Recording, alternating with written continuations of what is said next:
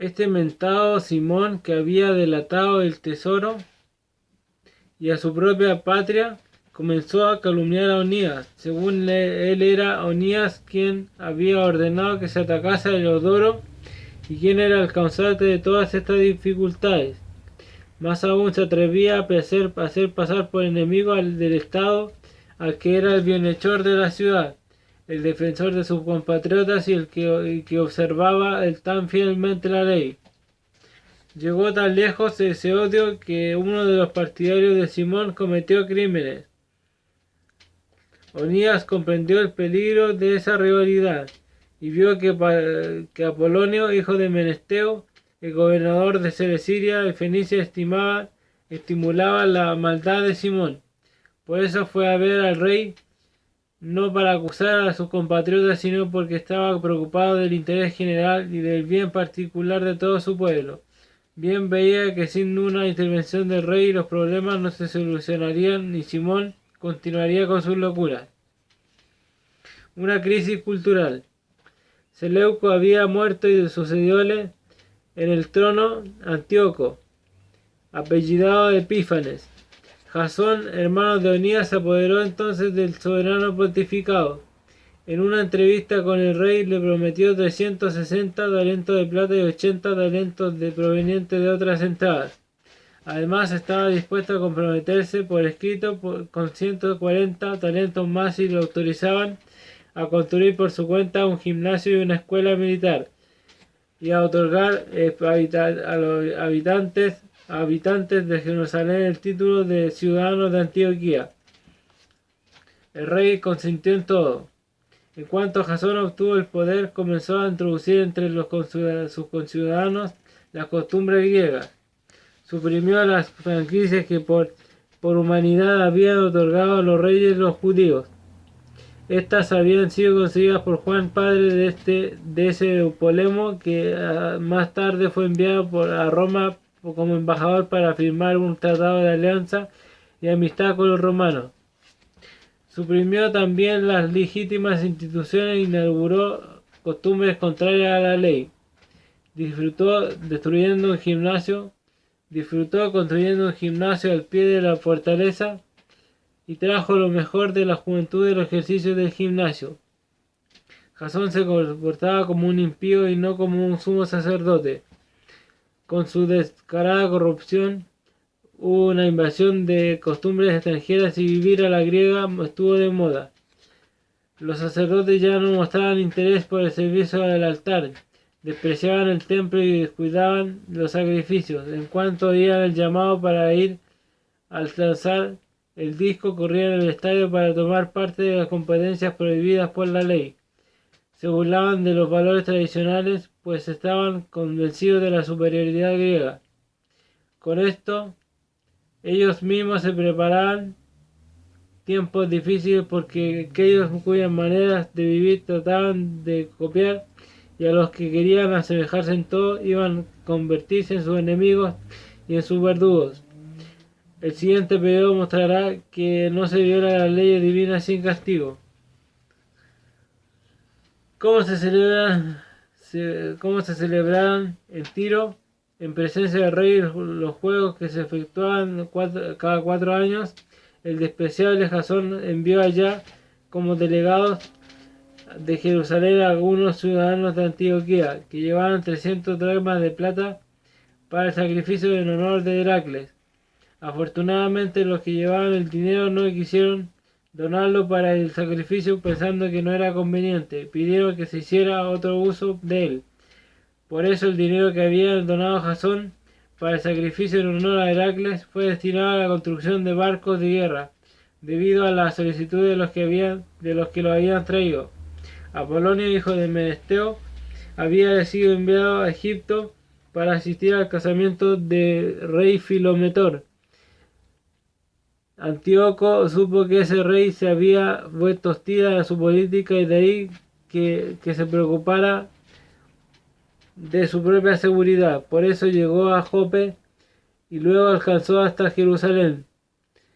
Jasón y la ciudad lo recibieron solemnemente, haciendo su entrada a la luz de antorchas y en medio de exclamaciones. Después de eso se dirigió a Fenicia con sus tropas. Al cabo de 3 años, Jasón envió a Menelao, hermano de ese Simón del que se habló antes, para llevarle un dinero al rey y arreglar algunos problemas importantes. Menelao se consiguió recomendaciones ante el rey y se presentó como un hombre importante. Le ofreció 300 talentos de plata, más de lo que había hecho Jasón, y logró que le atribuyeran el soberano pontificado. Después de haber recibido los documentos reales que le confirmaban el cargo, regresó, pero nada tenía para merecer ese título de sumo sacerdote, a no ser la violencia de un tirano cruel y la rabia de una fiera salvaje que poseía. Así pues, Jasón, que se había apoderado del lugar de su hermano, veía ahora como otro ocupaba su lugar y lo obligaba a huir a la Mantida. Menelao se apoderó del poder, pero no entregó nada del dinero que había prometido al rey. A pesar de los reclamos de Sostrato, prefecto de la fortaleza, que estaba encargado de recaudar los impuestos. Por eso ambos fueron citados ante el rey. Menelao dejó en su reemplazo como sumo sacerdote a su hermano Lisimaco, y Sostrato dejó a Crates y jefe de los chipriotas. Asesinato del sumo sacerdote Onías. Fue entonces cuando se sublevaron los habitantes de Tarso y de Malos, porque su ciudad había sido dada como regalo a Antioquía, concubina del rey. El rey partió inmediatamente para allá con el fin de arreglar este asunto, dejando como su reemplazante a Andrónico, alto funcionario. Menelao pensó que era momento propicio para sustraer algunos vasos de oro del santuario y ofrecérselos a Andrónico. Logró vender otros en Tiro y en las ciudades vecinas. Cuando Onías lo supo, con certeza fue a refugiarse en un lugar vecino, en Dafne, cerca de Antioquía, y desde allí lo denunció. Por eso Menelao habló en privado con Andrónico y lo presionó para que asesinara a Onías. Andrónico fue pues a ver a Onías con malas intenciones, le hizo un juramento, tendiéndole la mano derecha, lo convenció a pesar de las sospechas de éste a salir de su asilo, y en cuanto salió le dio muerte, sin el menor respeto de la justicia. No solo los judíos, sino también muchos de los no judíos quedaron indignados, encontraron escandaloso el criminal asesinato de ese hombre. Cuando el rey volvió a la región de Cilicia, los judíos de la ciudad y los griegos que estaban en el mal fueron a verlo para hablarle del injusto asesinato de Onías. Al acordarse de la sabiduría y de la irreprochable vida de la víctima, Antíoco lloró, pues estaba sinceramente apenado y conmovido hasta lo más profundo de su ser.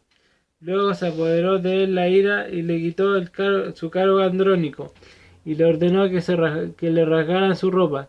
Hizo pasear a ese asesino por toda la ciudad y mandó ejecutarlo en el mismo lugar donde había sido asesinado Onías. Así fue como el Señor le dio castigo que merecía. Durante ese tiempo, Lisimaco, de acuerdo con Menelao, había cometido muchos robos y sacrílegos en la ciudad. Como el rumor crecía, el pueblo se rebeló contra Lisimaco después que muchos de los objetos de oro habían ya salido. Para reprimir el levantamiento del pueblo encolerizado, Lisimaco armó a cerca de 3.000 hombres y adoptó la vía de la violencia. Había puesto al frente de ellos a un tal Auranos, tan loco como viejo. Al verse atacado por Lisimaco, unos tomaron piedras, otros palos, unos terceros tomaron en sus manos brasas que allí había, y todos juntos se lanzaron en medio de la trifulca contra la gente de Lisimaco, a tal extremo que muchos de estos quedaron heridos y algunos hasta muertos. Hicieron huir a los demás, lincharon cerca del tesoro al sacrílego ladrón. Por todos esos hechos se inició un proceso contra Menelao. Cuando el rey llegó a Tiro, esos tres hombres enviados por los ancianos fueron a exponerle su acusación. Al verse perdido, Menelao prometió una gruesa suma de dinero a Ptolomeo, hijo de Dorímenes, para que intercediera por él ante el rey. Ptolomeo llevó al rey aparte bajo una galería con el pretexto de tomar el fresco y le hizo cambiar de decisión. El rey declaró a Menelao inocente de todos esos cargos, siendo que en realidad era culpable de todos esos males, y condenó a muerte a unos desdichados que habían sido declarados inocentes, incluso entre los bárbaros. Esos hombres que habían asumido la defensa de la ciudad, del pueblo y de los objetos sagrados sufrieron inesperadamente esa pena injusta. Hasta los mismos habitantes de Tiro quedaron escandalizados e hicieron a las víctimas solemnes funerales. Menelao, por su parte, conservó su cargo gracias a la gente en el poder que solo se estaba interesada en el dinero. Siguió creciendo el mal y una crueldad, siendo el látigo de sus compatriotas.